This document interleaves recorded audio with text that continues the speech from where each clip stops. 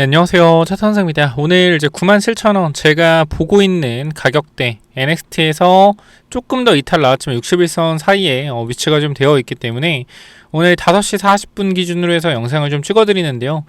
이 영상은 새벽에 올라갈 건데 일단은 제가 8시 NXT가 시작을 할 거예요. 국장에서. 그죠? 시작을 할 건데 뭐 반대 매매가 지금 여기서 나올 가능성이 없지는 않아요. 왜냐면은 너무 많이 빠졌죠. 마이너스 10%가 하락을 했기 때문에 보통은 주가가 이틀 정도 강하게 밀리면 진거금 못 넣으면 그 다음날 반대매 나오는데 지금 제가 봤을 때는 거의 하방에 대한 부분들이 거의 다 잡혔거든요.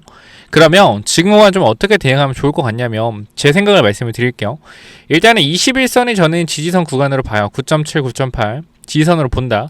그럼 지금 지지선 구간이지 않습니까? 근데 여기서 주가가 추가적인 하락이 나오고 있는데 삼성전자가 지금 하락이 안 멈춰요. 삼성전자가 19만원대까지 내려오면서 마이너스 11% 하락을 하고 있습니다.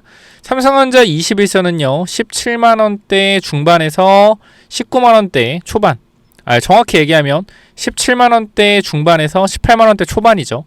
그렇기 때문에 삼성전자가 지금 구간에서 하방으로 5% 정도 더 열려있다라고 생각을 해요. 그럼 이게 삼성전자가 더 빠졌을 때 전체적인 증시가 한 번 더 출렁이겠지만 바닥이 나온다라고 생각한다. 그러니까 지금부터 많은 전문가들이 이제 애매모호하게 전 얘기할 거라고 생각을 해요. 뭐 당연히 그렇게 해야겠지만 근데 저는 개인적으로 증시를 굉장히 섬세하게 오래 봐온 사람 입장에서 이번 하락은 좀 과하다.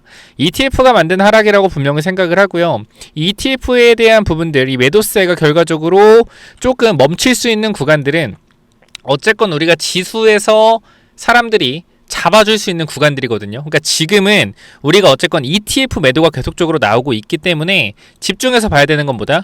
지지선 구간이다. 그러면 지금 11선까지 이탈하고 차익 실현이 나오는 시점에서 많은 사람들이 매수세가 몰릴 수 있는 구간들이 어디요? 5,560선이요. 21선이죠. 5,560선. 이 구간에서는 지지가 나올 가능성이 굉장히 높습니다. 현재 증시 상황에서는. 자, 먼저 보면은 우리가 단기적으로 코스피가 21선에서 올라가는 구간에서 살짝 깼지만 반등이 나와줬고요. 그 다음부터 여기서부터 예탁금이 올라갔거든요.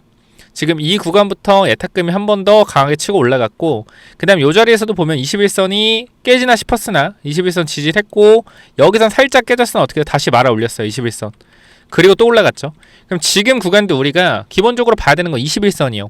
자, 근데 여기서 중요한 거 하나 말씀을 드릴게요. 자, 21선 보기는 봐야 되는데 21선에서 추가 매수 할 거거든요. 추가 매수. 그러니까 두산도 이제 두산은 21, 61선 근처겠죠. 추가 매수 할 건데 여기서 우리가 좀 생각을 해봐야 되는 게 있어요. 여기서 21선 깨고 내려가면 어떡할 거냐. 그죠? 21선 깨고 내려가면 어떡할 거냐. 그럼 이거는 우리가 정상적인 흐름과 비정상적인 흐름으로 나뉩니다. 근데 21선을 지켜주는 건 제가 봤을 때 지극히 정상적인 흐름이에요. 고점 대비 조정 나오면서 지지선 나오는 거 지켜주면 정상적인 흐름. 근데 만약에 이 구간도 그냥 무자비하게 뚫고 내려간다? 그럼 이거는 솔직히 말씀드리면 주식 거의 다 팔아야 돼요. 정말로. 왜냐면 이 밑에가 이거 깨지면 밑에가 어디요? 4,800포인트예요. 4,750포인트. 그죠? 이거 깨지면 이 밑에가 4,750포인트라고요. 그럼 몇 프로 더 밀리는데 여기서 밀리면 몇 프로요? 봅시다. 근데 밀린다라는 게 아니라 이게 만약에 진짜로 하락폭이 세게 나오면 지수가 15% 더 밀리는데 이건 들고 갈 수가 없죠. 정리를 해야지. 그러니까 현재 구간에서는 저는 요 갭이죠. 요 갭. 요 갭자리가 내일 구간 나오면 결과적으로 반대 매매가 쏟아질 거라고 생각하는 다음날 보통 증시가 어떻게 되는 거냐면 코스피가 강하게 하락하고 나면 그 다음에 하락폭이 좀 줄어드는 모습이 나옵니다. 줄어든 모습이 나와요. 그래도 만약에 하락이 나왔을 때 오늘 같은 구간 마찬가지 증거금 분명히 맞추라고 할 거예요. 뭐 여기서 신용 많이 쓴 사람이거나 있으면은 이거 주가 하락 나오면 증거금 얘기 나올 거고 내일 또 추가적으로 아까 삼성전자 몇 프로 더 빠질 수 있다 5% 정도 더 빠질 수 있다 말씀드렸죠. 그럼 여기서 뭐가 얘기 나온다? 증거금 얘기가 나온다. 증거금 못 맞추면 어떻게 돼요? 다음날 반대매매 나오겠죠. 여기서 한 번 더 이런 식으로 하락을 하게 되고 21선이 올라오지 않겠습니까? 이렇게. 그럼 어떻게 돼요? 다음날 갭이 떠서 올라가요. 이렇게. 이런 경우가 많아요. 왜? 반대 매매 나온 사람들 다시 담으려고 하는 거 못 담게 하려고. 이게 제가 저기서도 한번 보여드렸지만 이 반대 매매가 무서운 게 뭐냐면 자 봐봐요. 이 밑에 구간도 반대 매매 한번 터진 적이 있거든요. 증시가 급등하기 전에 보세요. 급등하기 전에 이게 진짜 무서운 거예요. 급등하기 전에 마이너스 5% 이렇게 하락을 했어요. 그죠? 코스피가. 그리고 나서 조금 올라가나 싶었어요. 0.26%. 다음날 또 하락했죠. 그럼 뭐예요? 여기서 반대 매매 터진 거예요. 물론 증시가 2650포인트에서 거의 마이너스 15%가 하락이 나왔죠. 이렇게 강력하게 하락이 나오면서 조금 더 반대 매매가 강하게 나온 것도 분명히 있지만 제가 볼 때는 반대 매매의 트리거는 여기였어요. 여기. 그러면서 반대 매매 나오는 거 어떻게 했어요? 재수없게도 세력들, 기관과 외국인들이 여기서 받았다라는 거 6%. 반대 매매 털린 사람들은 못 잡았죠. 시가 뜨면서 올라갔기 때문에. 근데 더 잔인한 거는 이 이후에 어떻게 했어요? 이후에 못 잡고 올렸어요. 보여요? 그러니까 지금 반대 매매에 대한 부분들이 터질 수 있는 구간들이 물론 지금은 저점이 아니에요. 그쵸? 지금은 고점이란 말이에요. 지금은 고점. 그죠? 지금은 고점인 게 좀 다른 부분이에요. 근데 여기서 중요한 건 뭐냐면 위쪽 구간에서도 우리가 강하게 하락이 연출된다고 했을 때 뭐가 된다? 리바운딩이 강하게 나온다라는 거예요. 강한 하락 이후에는 뭐가 나온다? 강한 리바운딩이 나온다라는 겁니다. 강한 하락 이후에는 강한 리바운딩이 나온다. 그럼 여기서 우리가 교훈을 얻을 수 있는 건 강한 하락 후에 강한 리바운딩. 그러면 지금 대응할 게 아니라 분명히 반등이 나올 거예요, 여러분들. 분명히 반등이 나올 건데 그 반등의 타이밍이 뭐여야 된다? 대응을 해야 된다라는 거예요. 그럼 두산 같은 경우는 저는 지금 투자 아이디어가 뭐냐면 삼성전자가 조정 나올 거 계속적으로 말씀을 드렸지만 삼성전자 조정 나올 가능성이 있다라고 말씀드렸죠. 삼성전자 조정 나오면 두산도 같이 하락할 가능성 분명히 있다라고 말씀드렸어요. 자, 그런데 중요한 건 뭐야? 이 다음의 흐름이 뭐가 중요하다? 이 다음의 흐름? 섹터의 순환이 중요하다. 제가 지금 생각하는 건 삼성전자 하락했을 때 두산 같이 빠질 수 있다. 충분히. 여기까지는 오케이예요. 제 생각 그대로예요. 하지만 좀 하락폭이 크긴 해요. 자, 그런데 여기서 이제 제 논리는 뭐냐면 이제부터 삼성전자가 횡보하고 전력주가 쏘는 구간들이 만들어질 것이다 라고 생각을 해요. 제 생각엔.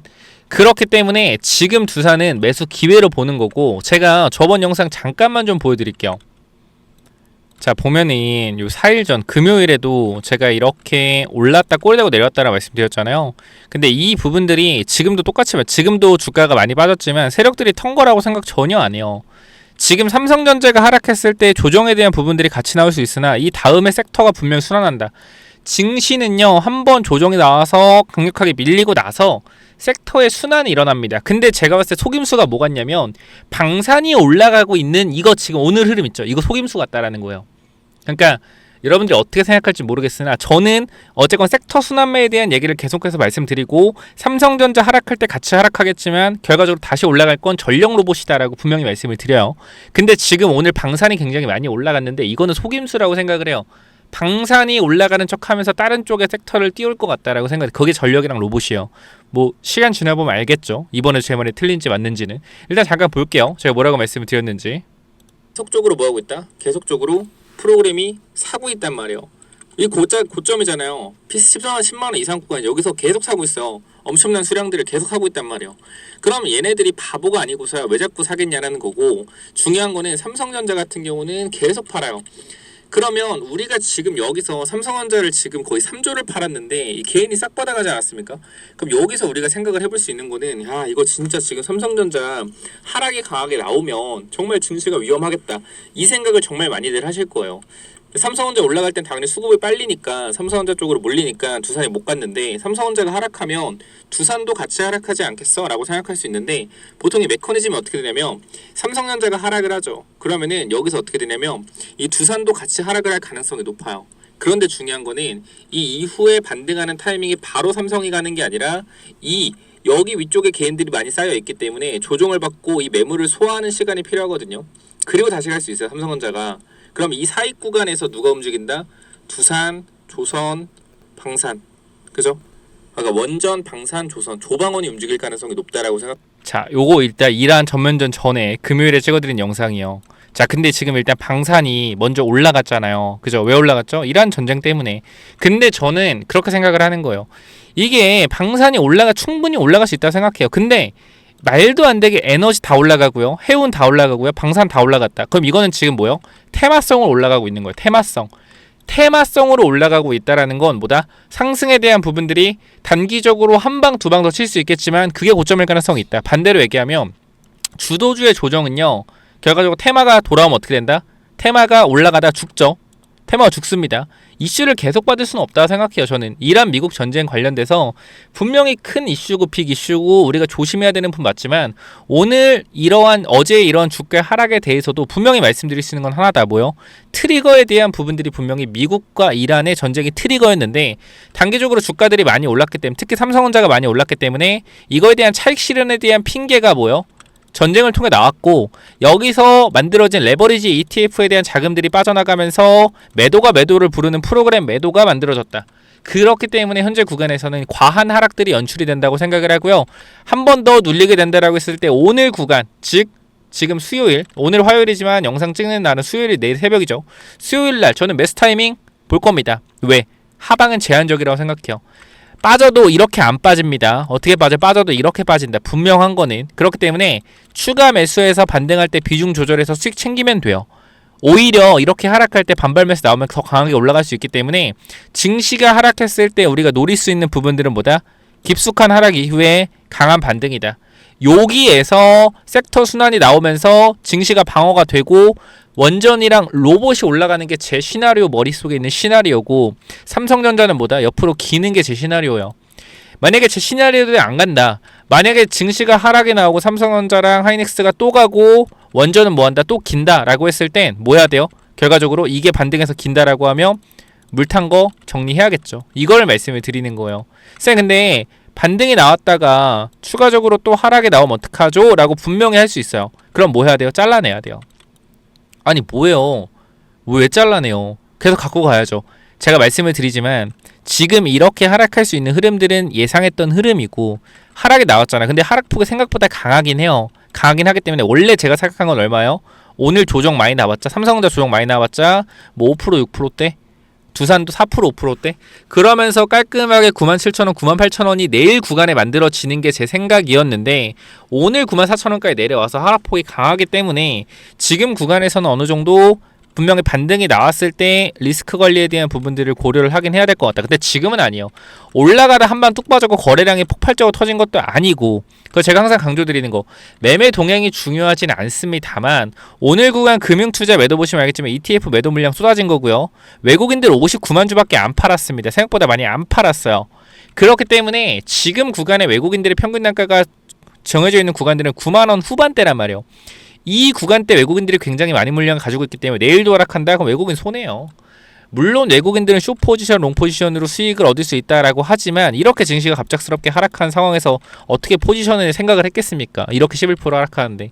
그래서 지금 구간은 다시 한번 반등할 때 외국인 포지션이 위쪽으로 많이 물려있기 때문에 얘가 다시 올라갈 가능성이 높다라고 저는 그렇게 생각하고요. 삼성전자 같은 경우는 개인 차제가 굉장히 많이 쌓여있는 구간이기 때문에 반등이 나오더라도 횡보 이후에 섹터 어느 정도 횡보 이후에 다시 올라갈 가능성이 높다라고 생각합니다. 그래서 현재 구간에서 두산은 지금 굉장히 어렵고 힘든 구간인 게 솔직히 말씀드리면 사실이에요. 사실이다. 그러나 저는 버텨야 된다고 생각합니다. 제 말이 맞고 틀리고를 떠나서 지금 구간은 거래량이 전혀 폭발적으로 거래량 나오긴 했어요. 솔직하게 나오긴 했으나 폭발적으로 나온 거래량 아니에요. 그리고 여태까지 거래 대금 생각하면 그냥 일반적인 거래량이다. 근데 여기서 하락폭이 마이너스 11% 12%나 하락이 나왔는데도 불구하고 이 정도밖에 거래가 터지지 않았다라는 건 팔 사람들 많이 팔았다. 근데 이렇게 많이 빠졌냐? ETF 매도 물량 때문이요. 자동적으로 계속적으로 파는 물량, 그죠? 기계가 파는 물량인데 기계가 팔고 있는데 받쳐주는 매수세는 없는 거죠. 그래서 이 부분들 전달을 드리면서 현 구간에서 잠시만요. 제가 잠깐 일시정지하고 글을 좀 써가지고 하나비전 같은 경우도 진짜 4만원 평단 43,000원 이 정도 평단 만들어 놓고 주가 쭉 끌고 와서 크게 수익 중이었는데 분할 익절하고 오늘 74,000원 깨지면 전량 익절하기로 했거든요. 그래서 요것도 일단 67% 정도 수익 실현했고 추가 매수에 대한 부분들 오늘 이제 오후 6시인데 오늘 이제 수요일에 영상 올라가니까 여기 있는 이 종목들 추가 매수 할 거예요. 오늘 구간. 그러니까 여러분들 영상 구독 좋아요 눌러 주시고 타점 한번 제대로 볼 겁니다. 지금 구간 다 힘들어요. 다 힘든 거 단일가 시장이 종료되었습니다. 죄송합니다. 다 힘든 거 똑같아요. 똑같은데 여기서 정신 차리고 누가 저점에 있는 주도 잘 잡냐 그 싸움이라고 생각을 해요. 그렇기 때문에 현재 구간에서 저도 진짜 짜증나긴 하지만 짜증나요. 솔직하게 짜증나긴 하지만 요 부분들 정신 집중해서 담아보도록 하겠습니다. 솔직히 말도 안 된다고 생각해요. 지금 이 정도의 하락은 이건 아니다. 이거는 진짜 그냥 ETF로 인한 하락이다. 그냥 ETF 레버리지가 계속적으로 뭐요? 하락을 만들고 있다라고 생각을 해요. 제가 레버리지 관련해서 잠깐만 말씀드릴게요. 지금 이 문제가 뭐냐면 레버리지가 올라갈 땐 좋아요. 그러니까 이 코스피 레버리지 있죠. 코스피 레버리지 ETF 이게 올라갈 땐 좋은 게 뭐냐면 이 레버리지가 2배짜리지 않습니까? 내가 1000억이 있으면 이 레버리지 ETF 1000억을 샀어요. 근데 2배짜리잖아. 그럼 이 1000억 이 레버리지 ETF에서 코스피 1위부터 200위까지를 뭐예요? 현물을 사요.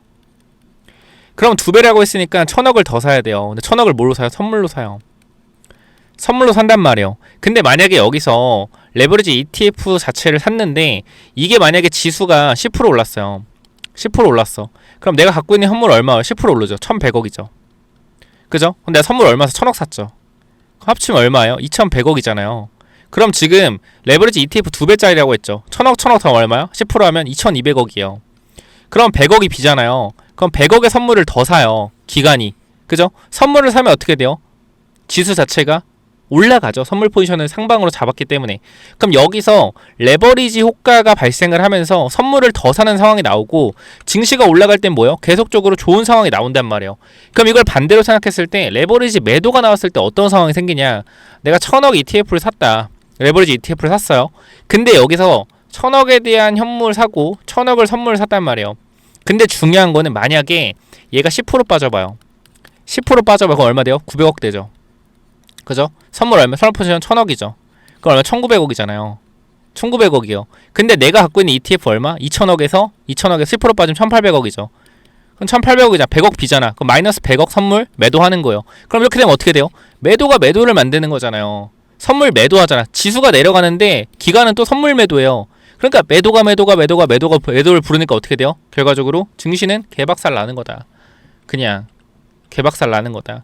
물론 여기서 포지션에 대한 부분들 자기네들이 잡겠지만 매도가 매도를 부르는 상황이 나올 수밖에 없다. 이렇게 되면 이것 때문에 하락하는 거예요. 이거.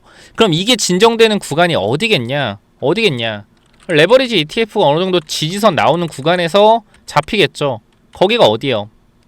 거기가 제가 봤을 때는 21선이라는 거예요. 87,000원 선. 그럼 이 구간에서 레버리지 ETF에 대한 부분들의 지지선이 단기적으로 잡힐 가능성이 있다. 그럼 몇 프로 더 빠지면 돼요? 지금 여기서 6,000원이죠. 6,000원. 965. 5 하면은 5%. 레버리지 ETF 5%. 그럼 코스피 마이너스 3% 정도 추가 하락 나오면 잡히겠네요. 현재 구간으로 따지면. 무슨 말인지 이해하셨죠? 지금 구간에서 여러분들 두산 에너빌리티 분명히 힘들고 어려운 자리인 거 사실이에요. 근데 저는 여기서부터 여러분들이 정신 차려야 된다고 생각하고요. 분명히 힘든 구간이나 지금 자리 어떻게 보면 또 기회로 될 수가 있다.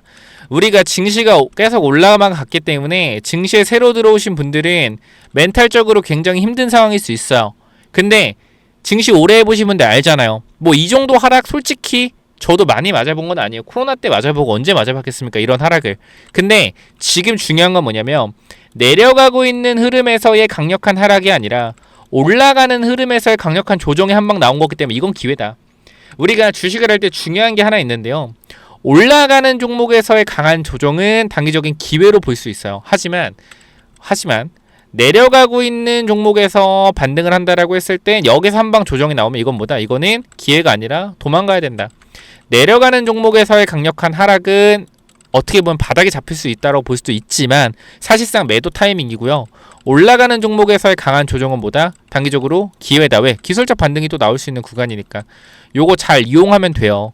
너무 크게 걱정하지 마시고 영상 구독, 좋아요 눌러 놓으시면 제가 바로바로 올려드릴 거니까 오늘 구간 정말 힘든 시장일 수 있어요. 손가락 안 나갈 수 있어요. 몇 사점 못 나갈 수 있어요. 근데 여태까지 보유했던 현금으로 쓸 때예요. 이제 쓸 때다.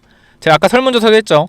우리 현금 비중 얼마나 있나 썼을 때 1800원 투표해주셨는데 30% 22% 이상이 30% 거의 10% 20%가 얼마요? 다 해서 그래도 50% 된다. 50% 현금 비중 50% 정도는 있다라는 거예요. 그러니까 20% 정도 가지고 있는 분들이 제가 봤을 때는 40% 정도 된다라고 봐요. 그러니까 지금 구간에서 저는 충분히 현금을 쓸 수 있을 기회가 왔다라고 생각하고 저는 그렇게 한다. 집행해야 된다 생각해요. 손가락 안 나가요. 분명히 이거 손가락 나가기 힘든 구간이 사실이에요. 오늘 구간 추가적인 하락 나오면 손가락 못 나갈 거예요. 근데 손가락 내보내야 돼요. 왜? 지금 더 빠지잖아요. 남 다 팔아요.